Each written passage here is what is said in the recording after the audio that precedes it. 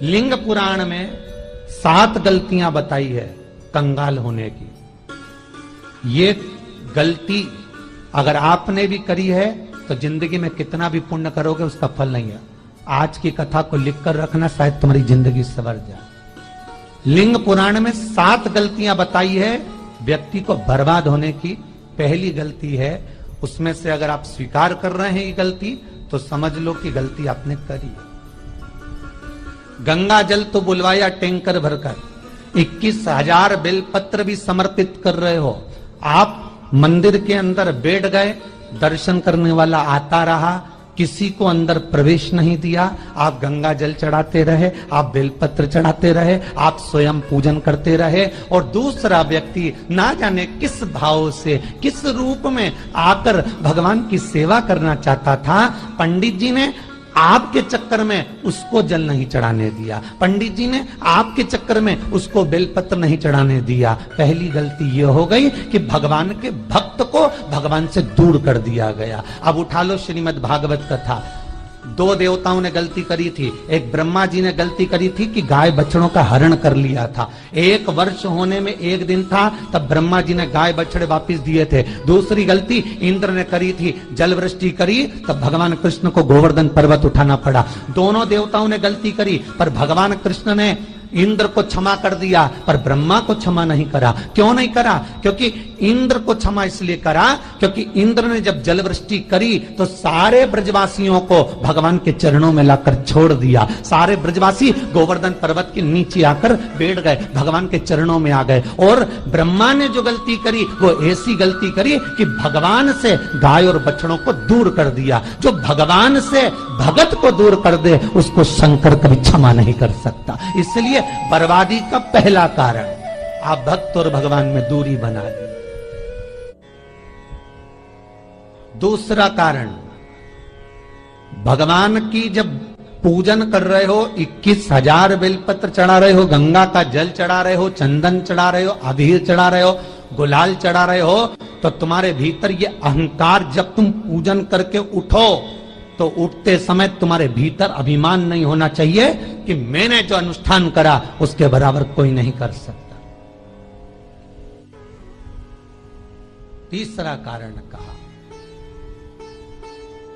कि भगवान की सेवा तो आप कर रहे हो, भगवान की चाकरी में तो आप लगे हो, भगवान की आराधना भी कर रहे हो, दिया भी लगा रहे हो, धूप बत्ती भी लगा रहे हो, स्नान भी करा रहे हो, पंचामृत स्नान भी करा रहे हो, सारी पूजन अर्चना सब तुम कर रहे हो।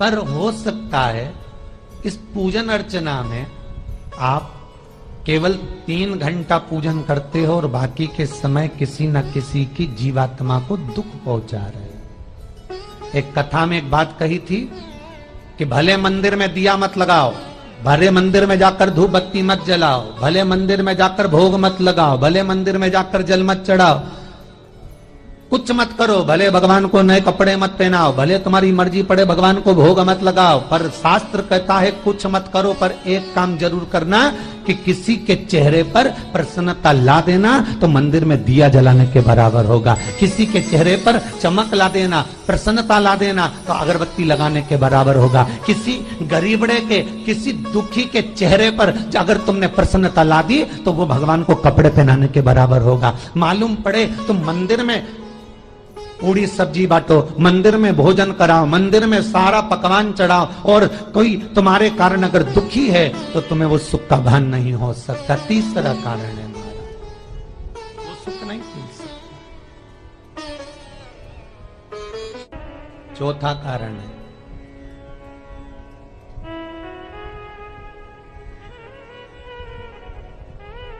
महाराज, जिस मंत्र को पढ़ा जा रहा है, जिस मंत्र का स्मरण किया जा रहा है,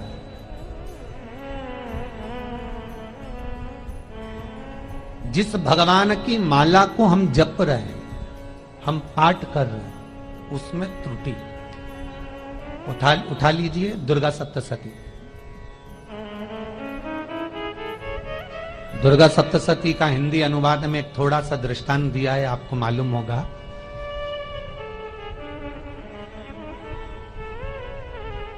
एक जजमान सप्तशती का पाठ कराते थे नवरात्रे में। नवरात्रे पूरे होते थे और उनकी पत्नी मर जाती थी। सप्तशती के अंदर लिखा है, बहुत ध्यान से सुनिएगा। दुर्गा सप्तशती का पाठ कराते थे और पत्नी नवरात्रे के बाद 4 महीना 3 महीने के बाद मर जाती थी। बहुत दुखी था सेठ। एक शादी करी, दूसरी करी, तीसरी करी, चौथी करी, चौथी पत्नी भी मर गई। बहुत दुख हुआ। आज वो गुरुजी के पास चले गया, गुरुदेव, गुरुजी, गुरुदेव, गुरुदेव। गुरुजी बोले क्या हो गया? सेठ जी बहुत दिनों के बाद आ रहे हो, क्या बात है गुरुदेव? मेरे को एक बात समझ में नहीं आती कि मैं नवरात्रे में सप्तशती का पाठ कराता हूं, देवी जी का यज्ञ करवाता हूं, माता रानी को चूनर पहनाता हूं, उनको सुंदर बिछुड़ी, पायल, चुनरी सब पहनाता हूं, कन्याओं का भोजन करवाता हूं, भंडारा करवाता हूं, जवारे बोता हूं, अखंड ज्योत लगाता हूं, पर नवरात्रि जैसी पूरी होती है उसके 2 महीने 3 महीने बाद मेरी पत्नी क्यों मर जाती है? 4 पत्नियां मेरी मर चुकी हैं, 5वीं मैंने शादी करी है। गुरुदेव आप कृपा करिएगा, कुछ तो बता दीजिए, कुछ करुणा कर दीजिए। गुरुजी बोले जब तू सब कुछ अच्छा कर रहा है, जोत भी जला रहा है, कन्या भोज भी करा रहा है, चुनड़ी भी चढ़ा रहा है, भंडारा भी कर रहा है, जोत भी लगा रहा है, जवारे भी बो रहा है, माता रानी की सेवा भी कर रहा है, अखंड रात्रि व्रत कर रहा है, सब कुछ तूने करा, यज्ञ भी करा, फिर तेरी पत्नी क्यों मर सकती है? ऐसा हो ही नहीं सकता। नहीं गुरुदेव, मेरी 5वीं शादी है गुरुदेव, अब की बार आप कृपा करिए। गुरुजी ने कहा तेरे पंडित जी को अनुष्ठान पर बुला, मैं कमरे में बैठकर सुनूंगा सप्तशती का पाठ, तब मैं ध्यान करूंगा। गुरुजी अंदर के कमरे में जाकर बैठ गए, ब्राह्मण पाठ करना प्रारंभ करा और ब्राह्मण ने पाठ करना प्रारंभ करा। उसमें एक शब्द आ गया, भारयंतु वक्षंतु, भारयंतु वक्षंतु। उसमें बोलना था भय पीड़ा को, हे जगत जननी तू भक्षण कर जा, पर ब्राह्मण बोलता था भार्या तू भक्षण तू, मेरी पत्नी को, मेरी भार्या को तू भक्षण कर दे। पंडित जी जैसे ही बोले गुरुजी बाहर निकल कर आ गए। पंडित जी को रोका, रुकिए गुरुदेव, आप हर साल अनुष्ठान कर रहे हो जजमान के यहाँ और बोल देते हो भार्या तू भक्षण तू, हे देवी तू मेरी पत्नी को खा जा, तो माँ हर बार उस पत्नी को निगल जाती। निवेदन शब्द सुधार लीजिए, शब्द ठीक है। चौथा कारण है कि आप जो पाठ कर रहे हो, आप जो पूजन कर रहे हो, आप जो अनुष्ठान कर रहे हो, उसमें कुछ ना कुछ गलती जरूर हो रही है। ये चौथा कारण है।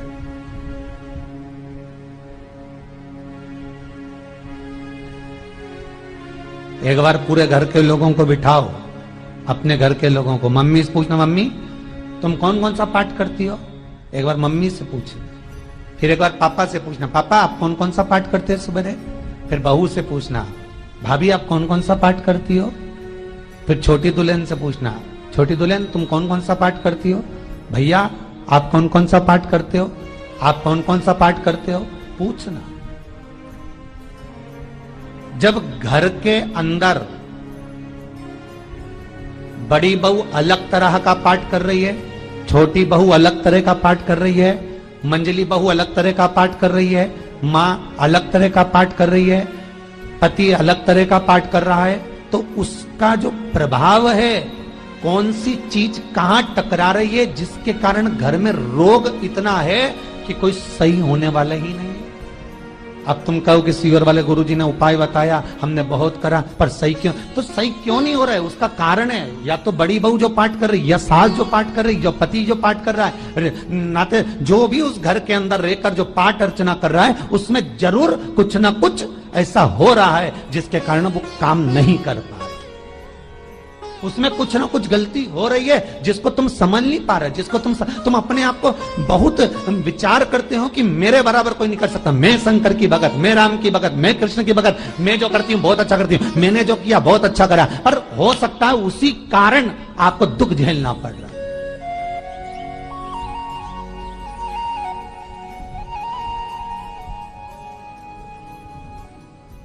उसी के कारण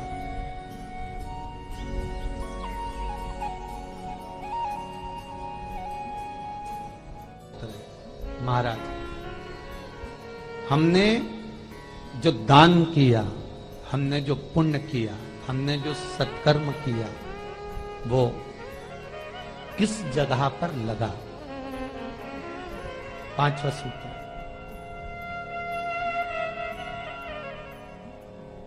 जो आप दान कर रहे हो, जो आप पुण्य कर रहे हो, सत्कर्म कर रहे हो, वो किस जगह पर लगा? ये पांचवा सूत्र। फिर निवेदन करेंगे, गाय, बेटी और लक्ष्मी 50 बार विचार करना, तब किसी को देना। बेटी किसी ऐसे को मत ब्याह देना जो जुआ खेलता हो, मदिरापान करता हो, मांसाहार करता हो, वेश्यावृत्ति करता हो। वो बेटी का सम्मान नहीं करेगा। बेटी रोएगी तो कन्यादान करने वाले को रोना पड़ेगा। दूसरे नंबर पर गौ माता, गाय ऐसे ब्राह्मण को दान मत देना कि ब्राह्मण के घर में खुद रहने की जगह नहीं और गाय को ले जाकर तुमने दे दिया और उस ब्राह्मण ने जब तक दूध दिया बांध कर रखा, एक तगाड़ी बाल्टी साड़ी के चक्कर में ले लिया, सोने के सींग के चक्कर में ले लिया और बाद में वही गाय कसाई के हाथ में बिक गई और कसाई ने काटा तो बद्दुआ तुमको लगी। बेटी, गाय और लक्ष्मी, पैसा भी किसी ऐसे भिखारी के कटोरे में मत दान देना कि जिसने ले जाकर मदिरा पान में लगा दिया, जुए में लगा दिया, वैश्यावृत्ति में लगा दिया। अगर जिस भिखारी के कटोरे में पैसा दिया उसने शाम को ले जाकर मदिरा पान में, जुए में लगा दिया, तो लक्ष्मी रोती है कि तूने मुझे गलत जगह पर दिया है, इसलिए अब तुझे रोना पड़ेगा। तब व्यक्ति को रोना पड़ता है, फिर व्यक्ति रोता है। गाय, बेटी और लक्ष्मी 50 बार विचार करो, क्या सही जगह पर दे रहे हो? और अच्छी जगह पर दोगे तो संपदा भी बढ़ती है, सुख आता है। अगर बेटी सुखी रहेगी तो मायके के लोग सुखी रहेंगे, गौ माता सुखी रहेगी तो संसार सुखी रहेगा। और आपने जो धन दिया, आपने जो पैसा दिया किसी भिखारी के कटोरे में, अगर उसने गलत जगह पर लगाया तो रोना तुमको पड़ेगा। किसी आजकल के भिक्षुकों को अगर रोटी दे दो तो लेते ही नहीं, आटा दो तो नहीं लेते।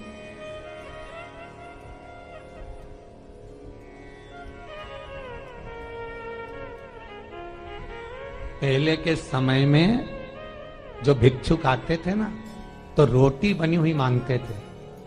बूढ़ी बूढ़ी माताएं जानती होंगी, चिमटा बजाकर, घुंघरू बजाकर कहते थे भोजन, तो 2 रोटी निकाल कर दे दी जाती थी घर से। लो बाबा, तो माता इतना प्रेम रखती थी, केवल रोटी नहीं देती थी, बाबा बैठो हम सब्जी लाकर देते। इतना प्रेम था बुजुर्ग माताओं का, बैठो। और आज के जमाने में अगर रोटी दे दो तो फेंक दे नली में ले जाके, पैसा चाहिए। क्यों? शाम को पीने के लिए चाहिए ना, मदिरा पान के लिए, मांसाहार के लिए, जुए के लिए, वैश्यावृत्ति के लिए धन चाहिए।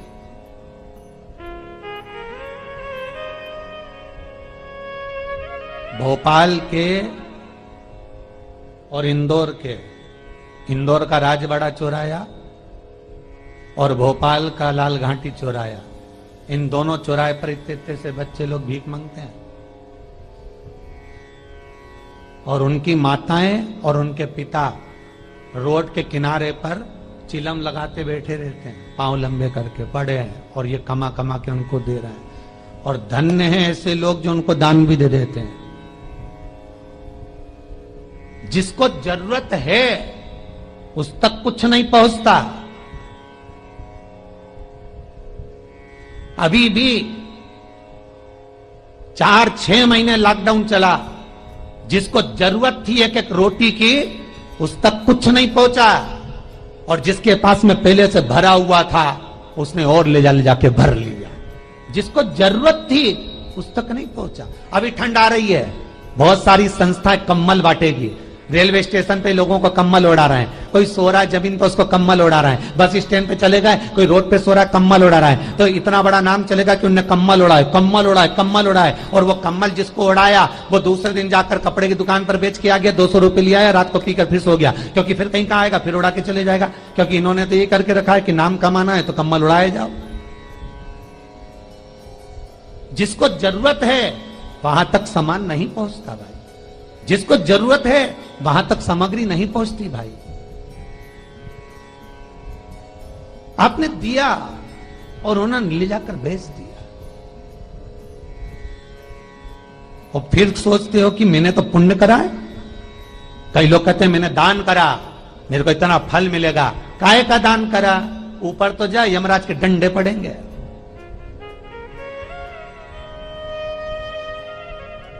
रेल में, ट्रेन में आप बैठ जाओ, रिजर्वेशन कोच में छोटे छोटे लड़के आते हैं, अपना कपड़ा उतारते हैं। सही बोलना रे भाई, जितने लोग टीवी पर कथा सुन रहे हो, छोटे छोटे बच्चे अपना कपड़ा उतारेंगे और पोछा लगाएंगे रेल की बोगी में।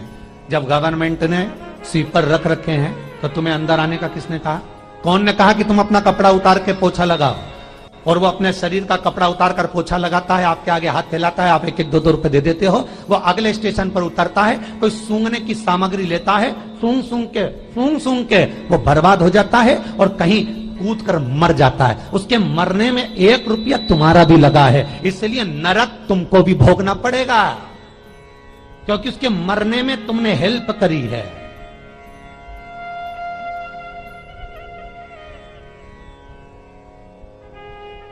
तुमने तो रुपया दिया था भोजन करने के लिए, उसने कोई सूंघने की सामग्री ले ली और सूंघ सूंघ के नशे में मर गया। उसके मरने में 2 रुपए तुम्हारे हैं, 1 रुपए तुम्हारा है, तो भोगना तो तुमको भी पड़ेगा ना।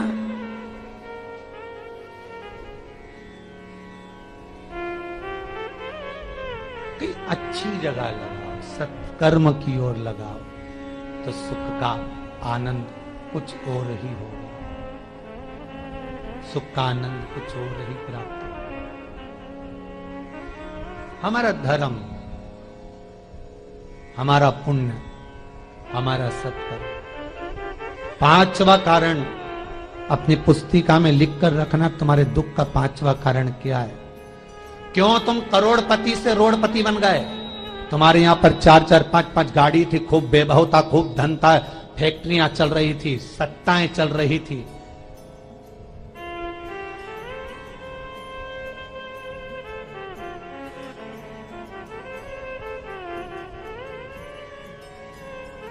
खूब सत्ताएं थी, खूब वैभव था, खूब धन था,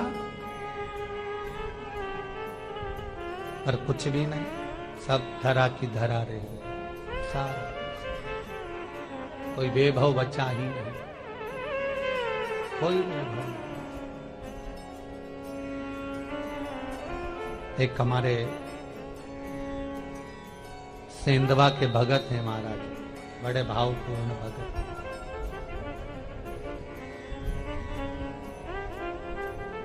वो कहे गुरुजी हम बड़े दुखी हैं, बड़े कष्ट में।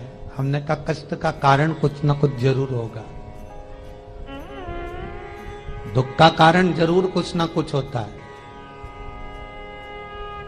कहने लगे गुरुजी हमारी तो जीनिंग चलती थी, खूब फैक्ट्रियां चलती थी, इतना जीनिंग फैक्ट्रियां थी, इतना चलता था।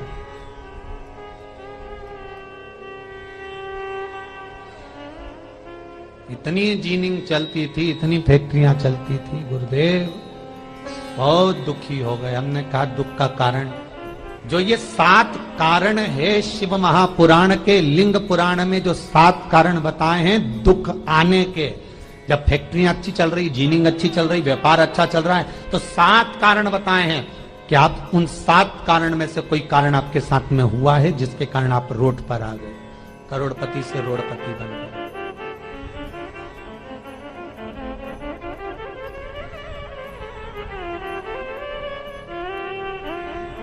कभी कभी नगर में, गांव में सभी का व्यापार एक साथ समाप्त हो जाता है। कभी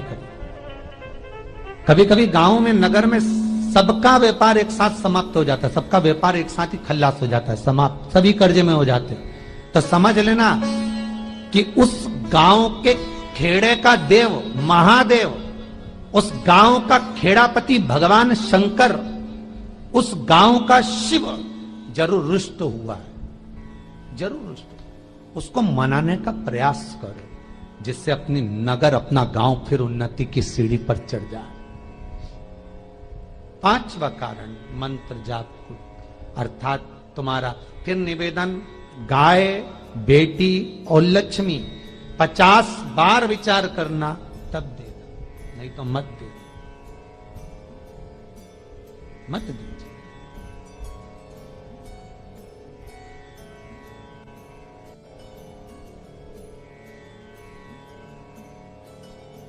और महाराज भगवान शिव की कथा का छठा कारण बता, हमारे दुख का कारण छठा कारण,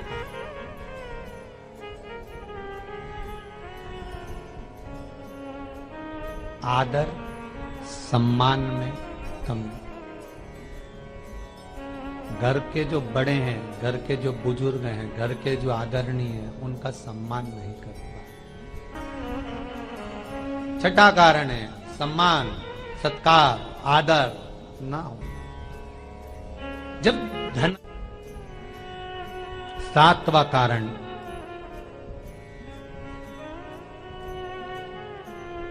ये अंतिम कारण है। जितने लोग कर्जे में, लदालू में, जितने लोग दुखी हैं, जितने लोग तकलीफ में, आज की कथा को बहुत दिल से सुनना, अपनी गलती को जरूर छांटना। मुझे विश्वास है मेरा भोलेनाथ, आप अगर गलती को स्वीकार कर लोगे तो शंकर वापिस आपको करोड़पति बना देगा, लखपति बना देगा। शंकर आपके भंडार फिर भर देगा। 7 कारण में से अपनी गलती को जरूर छांटना साहब कि आपने गलती कौन सी करी, और अपनी गलती को छांट ले, यही सबसे बड़ी बात है ना। लोग सुनने के बाद भी नहीं छाटेंगे, नहीं मैंने तो कुछ करा ही नहीं, मैं तो कुछ कर ही नहीं, बस मैं ही तो है, हरी जगदम्बा वो मैं ही फंसा है बीच में।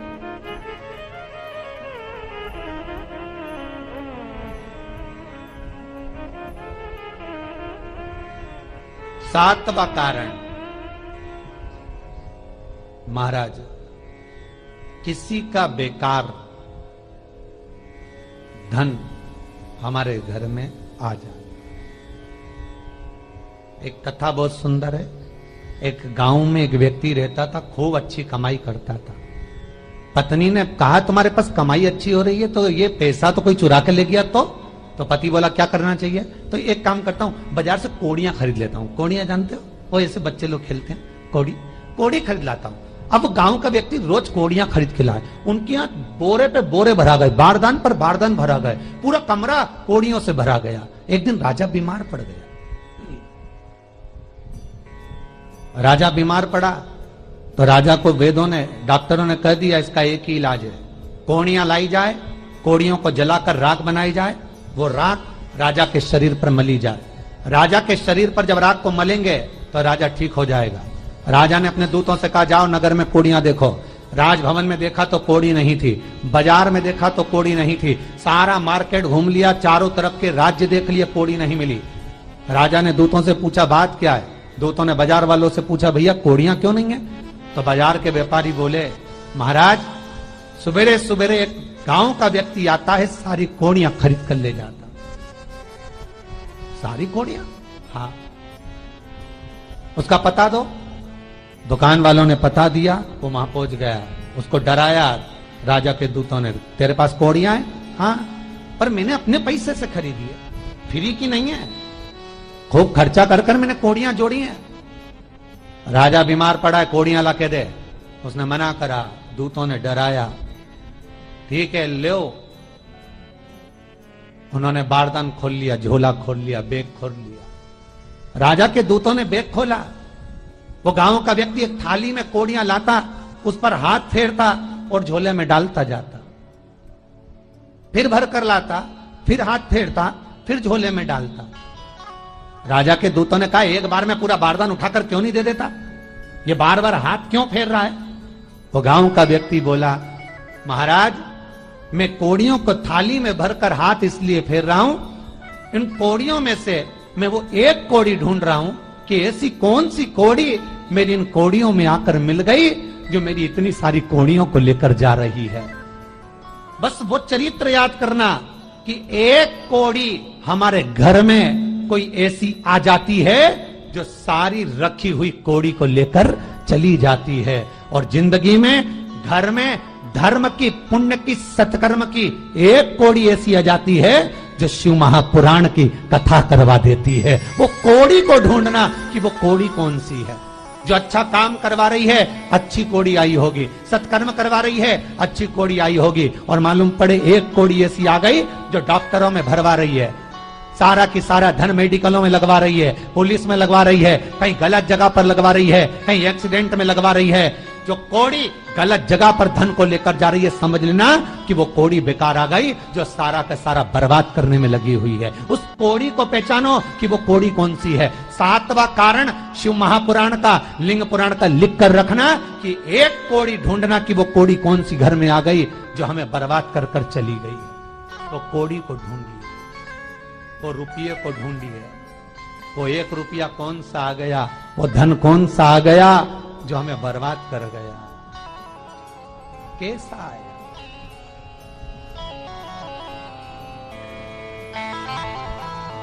धन कौन सा आ गया ऐसा जो हमें बर्बाद कर दे।